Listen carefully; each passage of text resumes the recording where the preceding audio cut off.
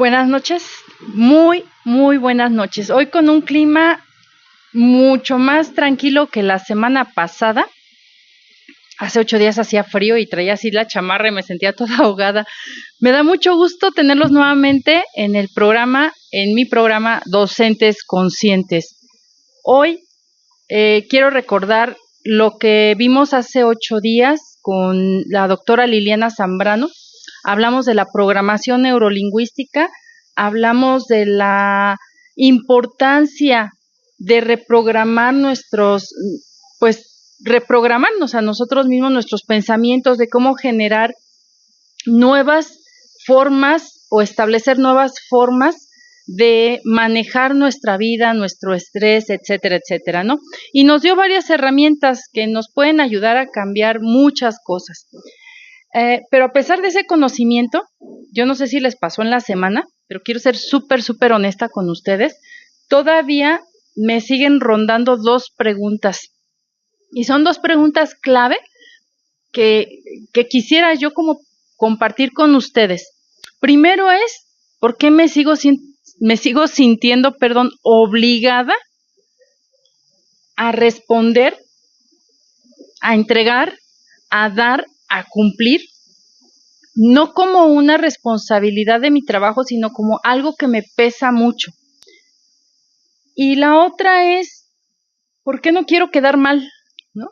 Es que de verdad no quiero quedar mal y quiero que me sigan considerando que lo que estoy haciendo está bien. Entonces hoy vamos a partir de estas preguntas muy concretas y que tienen muchísimo fondo. Pero antes de tocar estos puntos, yo quiero agradecer a Lau y Vale de Tiempo Real, que es mi equipo de producción, es quien está detrás de cámaras y que me está ayudando a hacer que todo esto sea súper profesional. Quiero decirles que sin ellos estas ideas no se podrían estar materializando, ¿no? Lau, Vale, gracias, de verdad. Besitos para ustedes y de corazón. Pues ahí están atrás, ellos son los que no me dejaron ahogarme hace 8 días, ¿no? Pero bueno, vamos a partir entonces de hacer esta pregunta. La verdad es que este agotamiento, esta perfección, este miedo a fallar, se considera una creencia limitante. Algo que maneja la programación neurolingüística precisamente son las creencias limitantes. Tendríamos que avanzar o tendríamos que profundizar mucho sobre esto, ¿no? La necesidad de poder demostrar, de poder trabajar más tiempo, de poder recibir esa retroalimentación o ese, ándale, está muy bien, es lo que genera esta inquietud.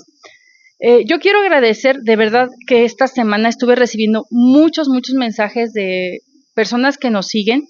Y precisamente por eso estoy tocando el tema de las creencias limitantes, porque hubo comentarios, hubo preguntas, hubo inquietudes a partir de lo que la doctora Zambrano nos enseñó.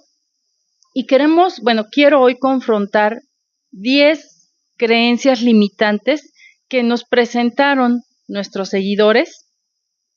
Y bueno, vamos a usar la programación neurolingüística para escarbar y encontrar la raíz de las situaciones que estamos viviendo y ver por qué no me siento suficiente. Miren, yo lo voy a tratar a partir de una experiencia, de todas mis experiencias personales, porque tengo bastantes y espero no aburrirlos. Nada más déjenme que voy a compartir la transmisión. La voy a compartir aquí a un par de grupitos que me están pidiendo. Y nos vamos a seguir, voy a seguir, espérenme tantito, ya me trabé, ¿ya ven? ¿Por qué me interrumpen? No tengo el control, cuando me interrumpen no tengo el control. Muy bien, pues entonces, primera situación que nos hicieron o me hicieron llegar, espérenme tantito, ahora sí ya. Con esta situación de el por qué tengo que cumplir, y déjenme retomar, ¿por qué tengo que cumplir? ¿Por qué quiero quedar bien? ¿Por qué no quiero que piensen de mí que no lo estoy haciendo bien? Me di cuenta el daño que me estaba haciendo. Pero más allá de decir, es que mi jefe me está exigiendo, es que los padres de familia tratan así, es que los alumnos no sé qué, yo me di cuenta, y esto me costó muchos años, no crean que fue de la noche a la mañana, me costó muchos años darme cuenta que yo era esclava de mi pasado, que yo me sometía a esas creencias limitantes o a esos pensamientos constantes de lo que yo no podría o sí podría o quería ser capaz de proyectar. Entonces, antes de empezar, quiero explicar tantito, muy brevemente, qué son las creencias limitantes. Las creencias limitantes no son más que ideas o convicciones que nosotros tenemos y que hemos arraigado como una verdad absoluta y que no queremos mover o no podemos mover, y en un momento dado son como un filtro para interpretar lo que hay a nuestro alrededor. Y además se vuelve un freno, así un freno de mano invisible, que no nos permite avanzar. Dentro de la programación neurolingüística, las creencias limitantes ejemplifican todo lo que podemos nosotros, en lo que podemos ser o cómo podemos actuar. Le llaman que es el mapa, hay una frase, ¿no?, que dice: el mapa no es el territorio. Cuando hablamos de territorio, estamos hablando de todos nosotros, o sea, de yo completita, mis capacidades, mis conocimientos, mis habilidades, mi propio valor. Y cuando hablamos del mapa, estamos hablando de ciertas creencias limitantes o ciertas creencias potenciadoras, porque también existe eso. Entonces vamos a verlo así. El territorio soy toda yo, en esencia, persona, física, espiritualmente, en todo. Y el mapa son diferentes situaciones o diferentes pensamientos que yo tengo y que me construyen, me deconstruyen o me destruyen. Y a veces hay más aquellos que me destruyen que los que me construyen. No es algo sencillo, eso sí se los quiero decir. Me decía una persona hoy en la mañana, precisamente me decía: es que yo hice ese ejercicio que dijo la doctora Zambrano y estaba muy ansiosa y no resultó. No es magia, amigos, no es magia. Conocernos, explorar nuestra mente, explorar nuestra propia forma de ser, no es de la noche a la mañana, no es en cualquier momento. Es una práctica y hay que estar constantemente trabajándolo. Pero bueno, ¿de dónde surgen y cómo se instalan? Vamos a ver que las creencias limitantes no nacen de nosotros. No es que yo las traiga en una bolsita cuando no es como la torta que dicen que traen los niños bajo el brazo, ¿no? No es algo que yo tenga en mí misma, es algo que se me instala o que se me programa a partir de todas las interacciones que yo tengo con el mundo que me rodea. Hay tres momentos o hay tres elementos muy importantes que nosotros debemos de considerar. Primero, que en la edad temprana, o sea, de los 0 a los 7 años, nosotros no tenemos un pensamiento o un desarrollo de nuestro pensamiento para hacer un análisis crítico de lo que está sucediendo. Nosotros nada más estamos recibiendo información. Estamos escuchando a nuestros padres, estamos escuchando a nuestros hermanos, estamos escuchando a los abuelos. Después, en esta primera infancia, escuchamos a nuestros maestros. No es, ¡ay, qué linda! ¡Ay, no lo hiciste bien! No, eres una niña buena, eres un niño malo, ¿sí me explico? Todas estos, digamos, mensajes se van instalando y nos van programando. De ahí que es muy importante los mensajes que estamos recibiendo. Entonces, les voy a poner un ejemplo, ¿no? Cuando yo era niña, todavía me acuerdo, ¿verdad? Todavía me acuerdo Estaba yo en el kinder, es uno de los pensamientos que recurrentemente tengo. Yo iba al kinder, yo era muy feliz y mi hermana más pequeña también entró al kinder. Y entonces alguien me dijo, bueno, mi hermana estaba conmigo y mi hermanita, que era más chiquita que yo, 2 años más chiquita que yo, pues no podía hacer las cosas que yo ya hacía en el kinder, que yo ya era una niña grande, ¿no? Y me acuerdo muy bien que ella estaba batallando mucho para hacer cuestiones de manualidades, motricidad fina, y me empezaron a decir que por qué no le ayudaba, que yo no era una buena hermana, que yo le tenía que ayudar. Mi hermana estaba ya en el llanto, yo no sé si ella se acuerde, ¿verdad? Pero ella ya estaba en el llanto haciendo las manualidades estas y yo también estaba en el llanto. Porque yo estaba desesperada, o sea, yo me sentía incompetente, me sentía incapaz. Hoy tengo esas palabras, en aquel momento no las tenía, ¿verdad? Pero estaba yo llorando con mi hermana.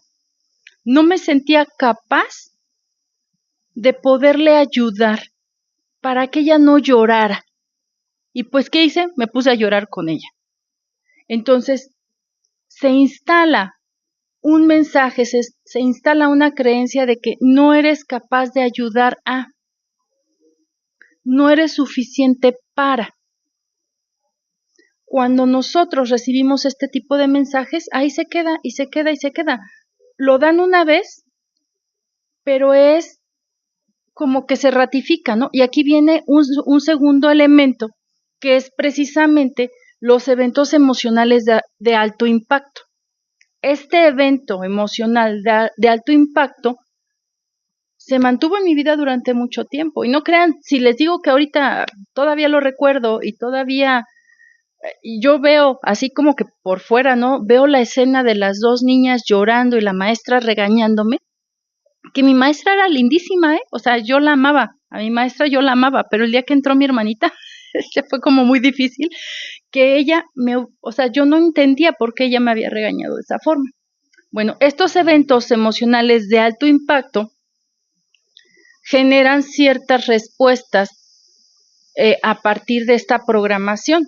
Entonces, no soy capaz no tengo las habilidades de cualquier cosa. Ahí está esta creencia limitante que por mucho tiempo yo tuve instalada en mi inconsciente y a partir de ahí yo actuaba, ¿no? Por ejemplo, una crítica, un fracaso en público, una experiencia de rechazo, son algunos de los impactos emocionales que puede recibir cualquier persona y que eso lo va a marcar de por vida.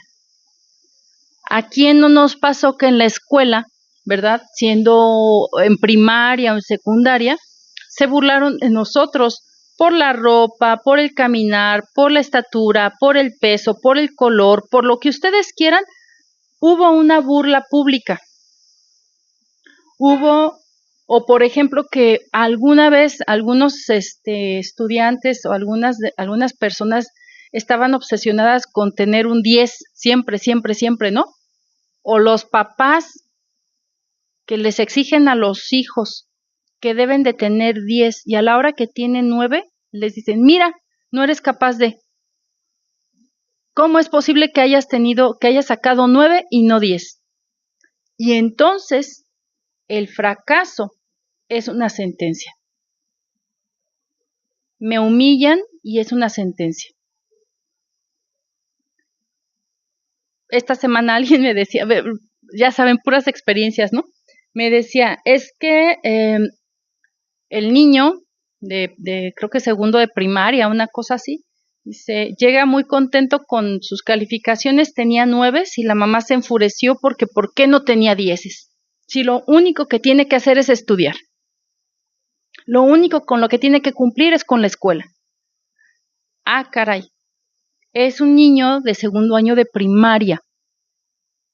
En lo que tendría que estar pensando más es en divertirse, en socializar, en estar con los demás, en aprender de sus experiencias.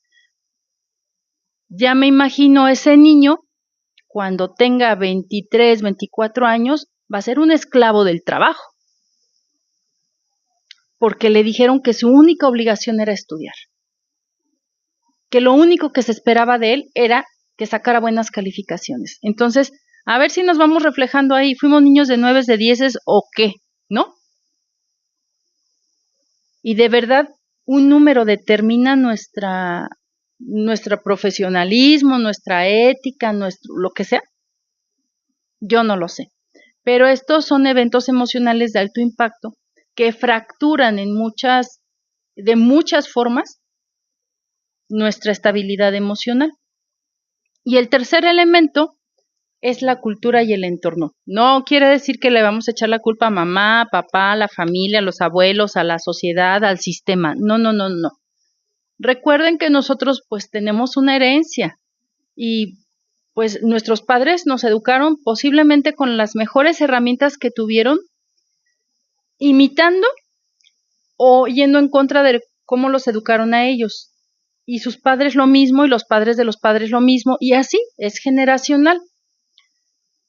Nadie nos ha dicho que porque si, por ejemplo, en mi niñez todavía se usaba, ¿verdad? Mucho, que mi mamá me podía pegar para corregirme.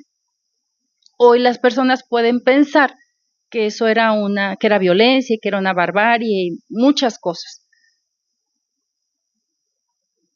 Pero si yo decidí, por ejemplo, golpear o no golpear a mis hijos, no es que yo fuera una mala madre o una buena madre, simplemente yo estaba tratando de hacer lo que podía hacer con lo que tenía, o sea, lo mejor que yo podía hacer con lo que tenía. Entonces, las creencias limitantes vienen precisamente de este entorno, de esta cultura, y lo que se espera es, por ejemplo, leía en estos días, hay una publicación, ¿no? O sea, los maestros, nadie sabe que los maestros trabajamos más de 12 horas después de estar en clase. Nadie sabe que los maestros gastamos de nuestro propio dinero para comprarle cosas a nuestros estudiantes. Nadie sabe y luego nadie lo agradece, ¿no? Y yo me quedé pensando, este mensaje yo creo que hace unos 10 años, yo hubiera hecho, sí, sufro mucho porque todo eso es compatible con mi vida. Y hoy digo, a ver, ese tipo de información está fortaleciendo una creencia que yo tengo. No debería ser así. Desde mi postura no debería ser así. Si yo me paso tantas horas planeando, calificando, etcétera, etcétera, es porque yo he decidido hacerlo así. Sí hay un sistema que me exige ciertas cosas, pero yo tendría que estar gestionando lo que tengo que gestionar. Si yo gasto de mi salario en materiales para mis alumnos, también es una decisión mía. Platicaba con un maestro que me decía, inclusive, dice, yo me llegué a llevar a niñas, alumnas que no tenían para comer, me las llegaba a comer a mi casa. Hace muchos años sí se podía hacer eso, hoy obviamente no se podría, pero yo recuerdo por ahí en un bachillerato que trabajé, tuve la oportunidad de apoyar a las niñas de la escolta y les ayudé a comprar sus uniformes, les ayudaba a tener materiales y me daba tanto gusto y no es de que, ay no, como el sistema no me da, entonces yo tengo que pagar. Y no es la única vez, ¿no? Durante toda mi vida y todavía en los últimos años lo hago. ¿Por qué? Porque me gusta hacerlo, porque me gusta dar de mí. Me gusta dar, decía la Madre Teresa de Calcuta, a veces dar hasta que duela, ¿no?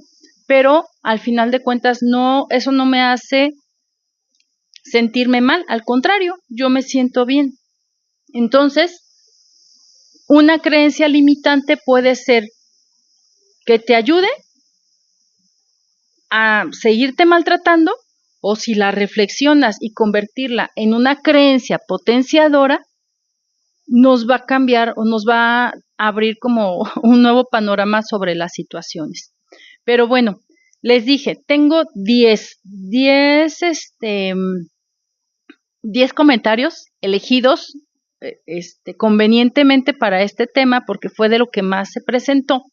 y me dice alguien, dice, si dedico más de 12 horas diarias a mi trabajo, dice, si no dedico más de 12 horas diarias a mi trabajo, dice, me consideran un maestro mediocre. Y mi valor está en el esfuerzo. Híjole, yo creo que esa creencia está bien difícil, ¿no? O sea, ¿quién la instala? No me interesa quién la instala, como yo les decía hace rato, ¿no? Me interesa qué hago yo. Lo que yo tengo que revisar es de dónde surge la raíz. Les decía hace un momento, hoy la pregunta clave es ¿de dónde surgen las cosas? Y la raíz de este tipo de comentarios o de este tipo de creencias limitantes no es sobre la calidad de mi trabajo, sino es sobre el sacrificio que todo mundo dice que los maestros debemos hacer. Es que el maestro es una vocación. Alguien dijo hace ratito, ay, no, cómo aguantan, ¿no? Es una vocación y hay que sufrirla. Dices, no. Perdónenme, pero esta idea nace o surge o se instala, más bien, de una herida de abandono. Ojo con eso. Porque solo merezco si soy capaz de mostrar que me estoy sacrificando. Esa es una situación que para mí es muy delicada porque tenemos una sensación de no suficiencia. Alguien me abandonó porque yo no era suficiente para. Pudo haber sido mamá, pudo haber sido papá, pudo haber sido los abuelos, quien sea que me haya abandonado. Pero esto se da en la primera parte de la infancia, pues en los primeros años de vida. Nosotros no lo tenemos como muy claro, pero se da. Entonces, ojo, dedicarle muchas horas al trabajo no es, o sacrificarte, no es sinónimo de que alguien te va a querer o te va a dar más por eso. Al contrario, creo que hasta se encrudece un poquito. A ver si en la semana me platican, pero hasta entre más das, más te exigen. O tú crees que te exigen más. Tú crees que tienes que dar más. Porque es el que siempre trabaja. En los entornos de las escuelas en las que yo he visitado, siempre, es que pídele a fulanito porque él sí trabaja, pídele a sutanita porque ella sí hace las cosas, y no le pide nada a quien marca un límite. Muy interesante esta situación. Una segunda creencia limitante es que no puedo delegar nada a nadie. Si quiero que algo salga bien, tengo que hacerlo yo. Y esto regularmente lo hacemos, ¿verdad? A veces los directivos o las personas que tenemos a cargo algún departamento o alguna jefatura. Yo era de esas. De verdad que yo era de esas. Es que aquí no se puede hacer nada bien si no lo hago yo. O para que salga como yo quiero que salga, lo tengo que hacer yo.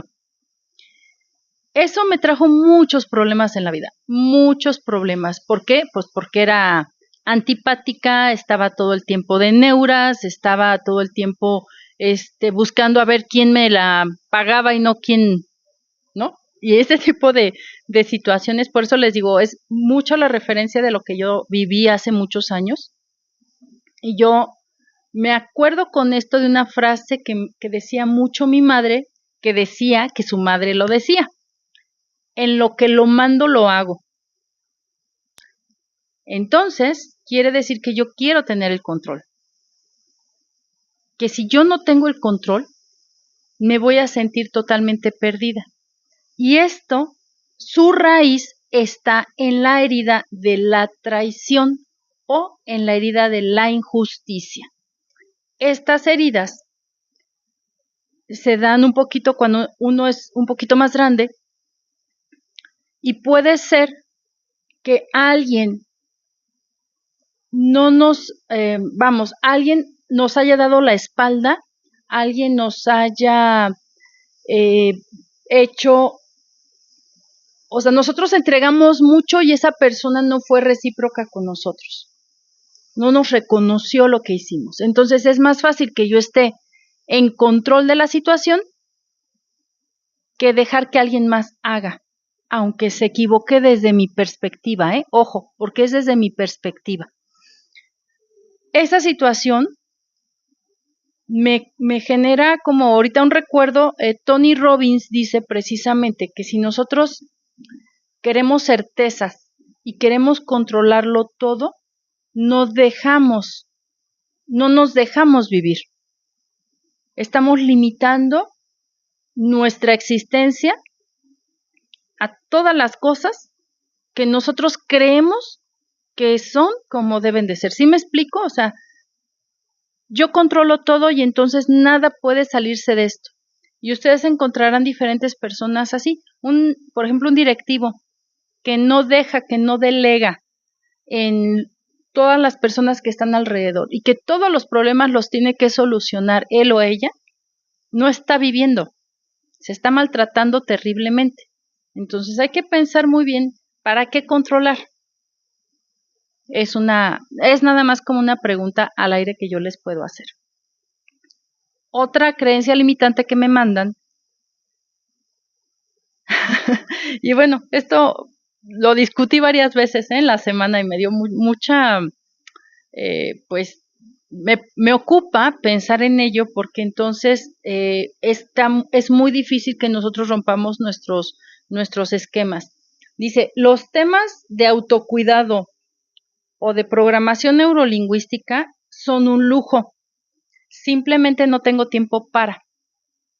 Simplemente no tengo tiempo para vivir, simplemente no tengo tiempo para ser feliz, simplemente no tengo tiempo para ser saludable, simplemente no tengo tiempo para existir. Esa sería mi respuesta, ¿no? El hecho de que nosotros pensemos que no hay tiempo para este tipo de cosas tiene su raíz en la herida del rechazo o del abandono. ¿Por qué no nos cuidamos? Alguien me dejó. Alguien no me quiso. ¿Por qué me voy a querer yo? ¿Por qué me voy a atender yo si alguien más no lo hizo? Esa es una creencia limitante que nos tiene arraigadísimos al dolor y al sufrimiento, tipo telenovelas. Sí, dice Laura que de latigazo, ¿sí? Tipo telenovela, o sea, de la mujer que sufre es la mujer buena, ¿no? Y los que batallan en la vida, los pobres y los desamparados, son los que van a tener la mayor felicidad. No va por ahí, no va por ahí. Entonces, ¿de verdad quiero seguir pensando que no merezco estar bien? ¿De verdad quieren seguir pensando que no debemos de cuidar de nosotros mismos? La pregunta sería, ¿cuántos años quieren vivir? Y esta creencia limitante, a ver si no me, bueno, a ver si no me empiezo a llorar, o me da más tos como la otra vez. Hace muchos años yo trabajé en una institución educativa donde se conjugaba un poquito todas estas cosas que les he estado diciendo. Yo llegaba mi entrada creo que era a las 7:15 de la mañana, no me acuerdo, la verdad, porque fue una época media oscura de mi vida. Y empecé de pronto a llegar temprano, a las 6, a las 5:30. Ok, ahorita lo retomamos. A las 6, a las 5:30, y de repente, yo ya estaba a las 4 de la mañana en el trabajo, como maquinita, haciendo cosas, todo el día, no desayunaba, no comía. La cuestión es que me vieran siempre fuerte. Se iba todo el mundo y yo seguía trabajando. Eran las 10 de la noche, las 11 de la noche, y yo seguía en la escuela. Hubo una temporadita en que mi memoria sí me ayuda un poquito. Nada más iba a bañarme a mi casa y regresaba. Y yo tenía ropa, zapatos y cosas en la oficina por si era necesario. cuánto abandono y cuánto rechazo a mí misma yo estaba manifestando. Dice por aquí, dicen, parece que no se agradece, pero a esos maestros son a los que llevamos en el corazón. Sí, yo lo sé, yo sé. De pronto es como todo, ¿no? Todo en la vida. Cuando uno tiene algo, pues no es que no lo valores, sino que pues lo das por sentado. Y cuando ya no lo tienes, pues lo recuerdas. Yo puedo recordar a muchos maestros que tuve que me dieron unas grandes enseñanzas, ¿no? Pero también puedo recordar a algunos que bueno, también me enseñaron cosas, a lo mejor en otro sentido, pero también me lo enseñaron. Pues bueno, ese es un punto, ¿no? ¿Nos queremos o no nos queremos? ¿Nos queremos cuidar o no nos queremos cuidar? El sacrificio que nosotros hacemos dentro de nuestra labor no es porque realmente las otras personas estén diciendo o no es para que nosotros digamos, mira, es que ahí va la maestra arrastrándose, pero llega al salón, ¿no? Ahí va la maestra sufriendo, pero llega al salón. No, hay que cuidarnos, de verdad hay que amarnos. Que se une con esta otra creencia limitante que me mandaron que dice que su valor como directora depende de su disponibilidad. Si no contesto el fin de semana, soy una líder débil. Cuando normalizamos que tenemos que estar contestando mañana, tarde, noche, fin de semana, festivos, etcétera, etcétera, en cuestiones del trabajo. Yo sí conozco muchas personas que mandan mensajes el domingo a las 7 de la noche o el sábado a las 6 de la mañana o viernes, ¿no? Que el cuerpo ya sabe que es viernes, a las 8 de la noche para decir que la planeación y que la junta y que hay que tener listo no sé qué cosa. Creo que en este sentido tendría que haber una diferenciación entre ser líder y dos posturas, ser servil o normalizar el que los demás estén a nuestro servicio en cualquier momento. Son dos cosas, o sea, son las dos posturas. Yo como líder estoy todo el tiempo, no importa qué hora y mándame mensaje y te voy a contestar y estoy pendiente, o yo como director, como jefe de área, a cualquier hora me tienes que contestar. Esta situación tiene su raíz también en la herida del rechazo o del abandono. ¿Por qué? Porque tengo que estar para todos para que no me rechacen.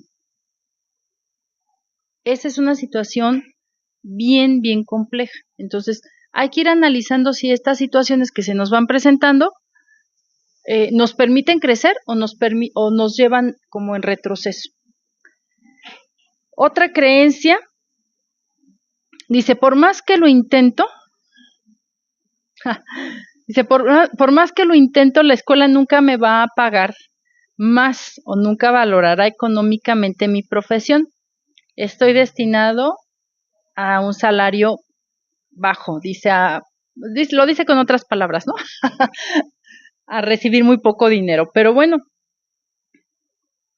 esta sensación de resignación y sobre esta creencia de que no se puede cambiar la realidad es muy común. Yo entiendo, yo sé, porque hay contextos que reconozco que económicamente no hay una remuneración pues justa, por decirlo así, por todo lo que hace el docente, pero ¿quién decide estar en esos lugares, no?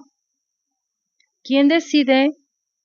Y perdónenme, pero yo sé que muchos compañeros que trabajan en el sector educativo están porque les gusta y porque es lo que se les ofrece.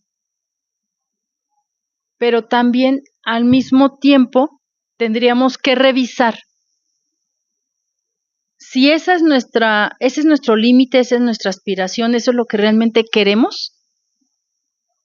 Entonces, pues, no es resignación, se tendría que ser como, yo estoy bien con esto, a mí me parece bien esto. ¿Sí me explico? El discurso es el que hay que cambiar. Ay, no, es que me pagan bien poquito. No, a ver, tú eres el que aceptaste ese salario y tú eres el que se quiere mover en ese ambiente, ¿no? Yo sí les puedo decir que hace algunos años yo tenía tres trabajos para poder cubrir mis gastos familiares y claro que decía, pues aquí me pagan poquito y acá otro poquito y acá otro poquito, entonces ya se me juntaba así un montoncito. Pero hay que ver cómo nos estamos visualizando nosotros en ese sentido. Ok, dice Berta Navarro, dice, o nos sentimos indispensables, pero el día de mañana que no estemos en la institución, dice, seguirá en pie y funcionando con otras personas en el que era nuestro lugar. O sea, esta idea de no indispensable, o sea, importante pero no indispensable. ¡Ay, no! ¡Qué difícil! Queremos ser indispensables, de verdad queremos ser indispensables, que no se mueva nada sin nosotros. Y entonces nosotros, ¿dónde quedamos? ¿No somos indispensables para nosotros mismos? Porque el día que ya no estemos con nosotros, ¿qué va a pasar? Yo, en ese tiempo que les digo fui muy feliz en esa época, pero también tuve muchos momentos así como de oscuridad. Yo recuerdo que 1 o 2 veces me tuvieron que sacar cargada porque físicamente ya no estaba en condiciones de seguir trabajando. Yo lo tengo muy claro, ya no podía más, era como un semidesmayo, una cosa así. Me treparon a un compañero, me trepó a un coche y me dijeron hay que llevarla al hospital. Y dije, no, yo me quiero ir a mi casa. Yo todavía me acuerdo que me llevaron a mi casa. Mi mamá vivía conmigo en esa época porque estaba enferma de cáncer. Y no me acuerdo si mi hija se dio cuenta que yo entré, que me metieron a mi casa cargada, me acostaron en mi cama y dije, no quiero que nadie sepa que estoy aquí. Y recuerdo que me encerré por 8 días a dormir y a medio comer. ¿De verdad queremos ser indispensables o nos queremos morir en el intento? Este tipo de situaciones es las que nosotros tenemos que, para empezar a reprogramarnos, tenemos que pensar en esto, desde cuál es la raíz de esta actitud o de esta conducta o de esto que yo estoy haciendo. Y si las empiezo a identificar, puedo empezar a trabajar con ellas. No es, ya les dije, no es un trabajo de la noche a la mañana. Todos, absolutamente todos los seres humanos, desde esta perspectiva teórica de las heridas de la infancia, todos tenemos nuestras heridas, unos más, otros menos, pero todos las estamos, todos convivimos con ellas. La cuestión es cómo las manejamos, ¿no? Ya casi se me acaba el tiempo, pero voy a tomar 2 más, que esta me parece muy interesante. Dice, no puedo poner límites con los padres de familia, se molestan y me causan problemas con la dirección. No puedo poner límites con los padres de familia. Híjole, es que hoy los papás, ¿por qué exigimos, no? Vamos a la escuela y exigimos y decimos que el maestro debe o cómo puede o cómo tendría que hacer las cosas. Y entonces los padres de familia, nos brincamos la autoridad del maestro y vamos con los directivos a acusar. Y como hoy las leyes pareciera que protegen más esta situación, nosotros como maestros o como personal de la escuela nos quedamos como en la indefensión. Pero una cosa es que evadamos el conflicto, o sea, que digamos, no, yo no quiero saber nada con los papás, yo no quiero esto, yo no quiero lo otro, que lo arregle alguien más, porque creemos que si no tenemos conflictos, entonces vamos a vivir en paz. Es decir, el costo de la paz externa es mi paz interna. Si no sé, yo no tengo problema. Y mejor que lo arreglen por allá. Entonces, tenemos un miedo al conflicto de manera permanente. ¿Por qué tenemos miedo al conflicto? ¿Qué herida creen ustedes que es la raíz de esta evasión o de este miedo a ese conflicto? Difícil, ¿no? Regularmente puede ser o la injusticia o el abandono. ¿Por qué? Porque yo tengo una razón. Desde mi punto de vista, mi razón es correcta, pero también desde el punto de vista del otro, su razón va a ser correcta. Entonces va a ser injusto que a mí me digan que yo tengo que someterme a lo que el papá dice o lo que el alumno quiere. Caso, ¿no? La alumna saca 8.6 porque no, por algunas circunstancias así de su trabajo, va y le reclama al maestro y le dice que no, que ella quiere 10, porque ella se lo merece. Y entonces hay dos opciones. El maestro dice, ay, sí, ya te pongo el 10 porque no quiero problemas. Es decir, evado el problema porque quiero paz. O me enfrento a la alumna a mostrarle con las evidencias suficientes, pertinentes de que no, su calificación no es el 10, es el 8.6 y el 8.6 le queda en 9. Pero como el razonamiento de la alumna es que yo no había sacado esa calificación, o yo merezco el 10, o mi promedio va a bajar, en lugar de pensar, a ver, ¿qué hice? ¿Qué no hice? ¿Cómo lo cumplí? ¿Cómo no lo cumplí? Entonces, ¿cuál es nuestra labor?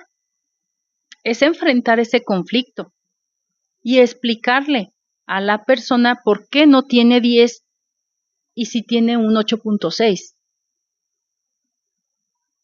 Pero ciertamente hoy día muchos maestros nos estamos queriendo evitar problemas y decimos, ay, pues ya ponle el 10. Y viene una consecuencia aún todavía más grave. Hoy estamos viendo muchos estudiantes que no tienen las habilidades suficientes para enfrentar no solamente el adquirir nuevo conocimiento, sino para enfrentar las situaciones diarias de la vida. Y esto va para los padres de familia, si es que hay padres de familia escuchándome. De verdad, que nosotros vayamos y arreglemos los asuntos de nuestros hijos y no les enseñemos a enfrentar las consecuencias de lo que hacen o de lo que no hacen, en lugar de ayudarles a crecer, les estamos metiendo creencias limitantes todavía más profundas más complicadas de las que nosotros tenemos. Porque una creencia limitante también podría decir, yo merezco que me den, que me pongan, que me hagan, que me tornen, que me faciliten. Y entonces, hoy los jóvenes no toleran las exigencias de los trabajos, de la vida y de muchas otras situaciones. Por eso una creencia limitante no solamente es sobre lo que no soy capaz de hacer, es sobre, lo puedes hacer todo muy bien, a todo tienes derecho. Debe haber un equilibrio. Y la última, ya para ir cerrando, que me gusta mucho porque me refleja mucho en algunos años de mi vida, soy una persona muy controladora y perfeccionista. Es mi personalidad y así soy yo. Ándele, la fijación de esta conducta, ¿no? Como identidad. Así soy yo y nadie me va a cambiar. Esta creencia tiene su raíz muy, muy marcada en la herida de la injusticia. ¿Por qué? Pues porque no se me ha reconocido como soy, porque si no lo hago bien, entonces no voy a estar bien, literalmente, porque no merezco ser diferente a todo este contexto o todo este sistema que tenemos educativo. Todos los maestros tenemos que ser perfectos, todos debemos de trabajar bien, todos debemos de hacerlo de esa forma, si no, no está bien. Entonces, esta situación nos va marcando muchas limitantes en nuestro crecimiento. Dicen que hay escuelas donde el maestro lleva todo en orden, es responsable, reprueba al alumno y la dirección ordena que se le suba calificación por arte de magia. Yo no sé dónde son esas escuelas, de verdad, ¿eh? Sí. Eso es precisamente cuando los directores están queriendo evitar el conflicto. Por esto, ¿no? Porque la ausencia del conflicto o el costo de la paz es precisamente la paz interna. Entonces el director va a decir, pues ya mejor ponle 10. ¿Para qué nos metemos en este problema? ¿Sí me explico? Entonces, ¿qué valoramos más? ¿Qué valoramos más? Y papás, ¿qué podrían valorar más? Que me digan, oye, tu hijo tendría que trabajar así y así y así y así. O, no, sí, ponle 10. Hay niños que tienen 10 y no saben leer, no saben escribir, no saben hacer muchas cosas. ¿Qué quieres de tu hijo? ¿Que se le consienta en la escuela? ¿O que de verdad se le ayude a crecer para que aprenda a enfrentar todas las situaciones o adversidades que se tiene o que se viven todos los días? ¿Quieres que sufra? ¿O quieres que se le faciliten las cosas? Y el sufrir es una creencia limitante, quiero que crezca plenamente, quiero que sea feliz y quiero que logre todo lo que necesite lograr. Pues me queda corto el espacio, de verdad que me queda muy corto el espacio para platicar de estas situaciones, pero yo sí quisiera que reflexionáramos antes de pensar en el papá o en el niño o en la escuela o en el director, pensemos en nosotros. ¿Cuáles son nuestras propias creencias que nos limitan? ¿Cuáles son aquellas situaciones? Piénsenlo, hagan una tarea esta semana. Cuando recuerden una frase, un dicho, algo que su mamá, su papá siempre les decía o que en el trabajo nos dicen y que lo marcamos como parte de nuestra identidad, como esto que yo les decía, ¿no? En lo que lo mando, lo hago. Si no lo hago yo, no va a salir bien. Tengo que estar aquí para que se hagan las cosas. Anoten ese tipo de frases, envíenmelas y vamos platicando cuál es la raíz de esta creencia limitante, cuál es la herida que más se nos presenta para poder ir caminando y que estas técnicas que nos enseñaron la semana pasada y técnicas que vamos a seguir aprendiendo realmente tengan una resonancia en nosotros, en nuestra actitud, en nuestra vida. Hoy me decía una persona que yo quiero mucho y que ha seguido todo un proceso conmigo en ir creciendo, y me decía, estuvimos trabajando en esta semana una de sus heridas, y me decía, hoy hice algo que no hubiera hecho la semana pasada. Y me siento tan ligera, no les platico qué es, ¿verdad? Pero me decía, me siento tan ligera, como si me hubieran descargado de un costal de piedras. Y hoy me siento plena y consciente de que no estoy buscando la aprobación de nadie, sino soy yo misma en las decisiones que tomo y en las cosas que hago.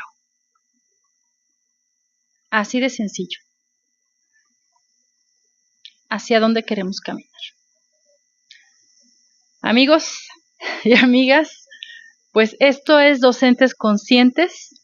Yo espero que el programa de hoy les haya dado una pequeña luz ante las circunstancias que vivimos y pues que sigan practicando, que sigan acercándose a su conciencia, a su ser interior y a todo lo que ustedes esperan de ustedes mismos. Pues nos vemos muy pronto. Muchísimas gracias, Lau y Vale en tiempo real. Muchas gracias por esta nueva transmisión y nos estamos viendo dentro de 8 días. Cuídense.